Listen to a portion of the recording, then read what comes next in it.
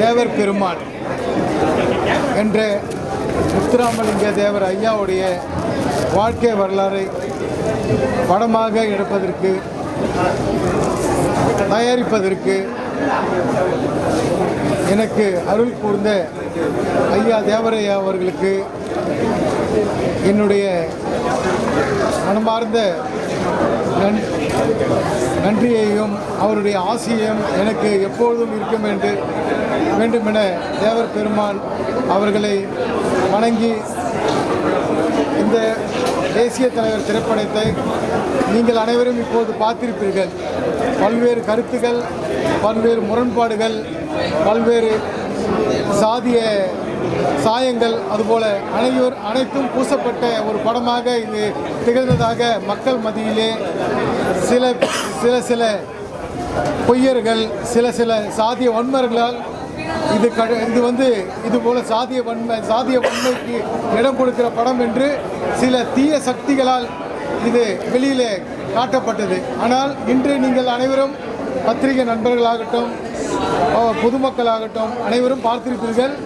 இந்த படம் ஒரு சமுதாய நல்லிணக்கத்துக்கும் மத நல்லிணக்கத்துக்குமாக உருவாக்கப்பட்ட படமாக இருக்கும்.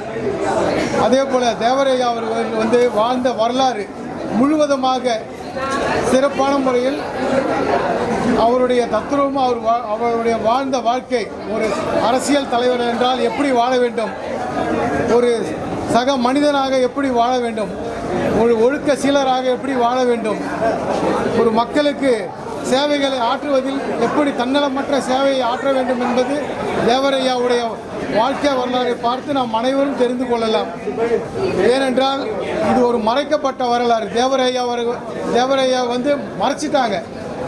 அதனால தான் தேசிய தலைவர் தேவர் பெருமான் மறைக்கப்பட்ட வரலாறு என்ற இதை உங்களுடைய கண்முன்பே காண்பிக்கப்பட்டு தேவரையாவுடைய வாழ்க்கை வரலாறு ஒரு மனிதனாக பிறந்து மனிதனாக வாழ்ந்து தெய்வமாக இன்னைக்கு வணங்கும் மக்களால் போற்றப்படும் ஒரே தலைவர் தேசிய தலைவர் தேவர் பெருமான் அப்படின்ற பெரிய வாக்கியத்தை கொடுத்தாங்க. இன்னைக்கு கூட பார்த்தீங்கன்னா வருடந்தோறும் தேவர் ஐயாவுடைய பூஜை, இன்னைக்கு அவருடைய ஜெயந்தி. இன்னைக்கு பார்த்தீங்கன்னாக்கா அந்த 30 ஐயாவுடைய அக்டோபர் 30 இந்த தேதியில்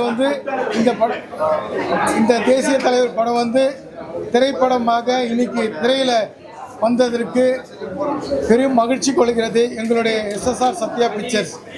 இந்த படத்தை பார்த்தீங்கன்னாக்கா உங்களுக்கு உள்வாங்கிறது தெரியும். எத்தனையோ தலைவர்கள்லாம் உள்ளே இருக்காங்க. அதாவது தேசிய தலைவராக அன்பு நண்பர் பஷீர் இருக்கார்.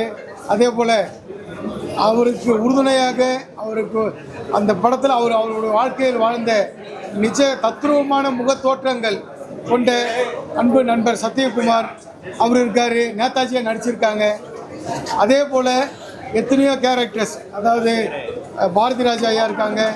அதே போல் ராதாரவி அண்ணா இருக்காங்க, சந்திரசேகர் ஐயா இருக்காங்க, OAK சுந்தர் சார் இருக்கார், MS பாஸ்கர் இருக்கார், கஞ்சா கருப்பு, அது போல் பல்வேறு நடிகர் இருக்காங்க.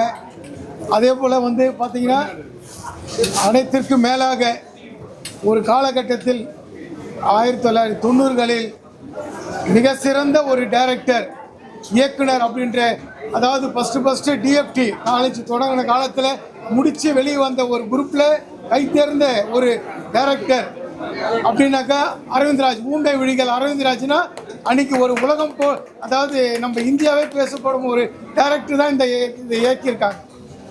அன்பு அண்ணன், அதாவது என்ன சொல்ல வேண்டும் என்று தெரியாது, மறைந்த கேப்டன் விஜயகாந்த் அண்ணன் என்னை பார்க்கும்போது சொல்லுவாங்க, விஜயகாந்த் மாரியே இருக்கிறப்பான்ட்டு, நீ விஜயகாந்த் கெட்ட போட்ட நல்லா இருக்கும். அதுபோல் அண்ணன், அதாவது தன்னலமற்ற தலைவர்கள், புரட்சி தலைவர் எம்ஜிஆர் இருந்தார், புரட்சி தலைவர் அம்மா இருந்தாங்க. அதுபோல் அந்த வரிசையில் இன்னைக்கு அரசியல் தலைவர்லாம் இருக்கிறாங்க. அதுபோல் அந்த வரிசையில் அவரை வச்சு இயக்குனர் விஜயகாந்த் ஐயா வச்சு அரவிந்த்ராஜ் அவர்கள் அவரை மேலும் உருவாக்கி அவரை மேன்மைப்படுத்தி அவரையும் அரசியலில் ஒரு பெரிய லீடராக இன்றைக்கி தமிழ்நாட்டில் உருவாக்கியவர் அண்ணன் அரவிந்த்ராஜ் டைரக்டர் அவர்கள். அதே போல் மற்ற படங்களில் எப்படி சிறப்பு பெற்றாரோ இந்த படத்தை அவர் 20க்கும் மேற்பட்ட படங்களை இயக்கியுள்ளார்.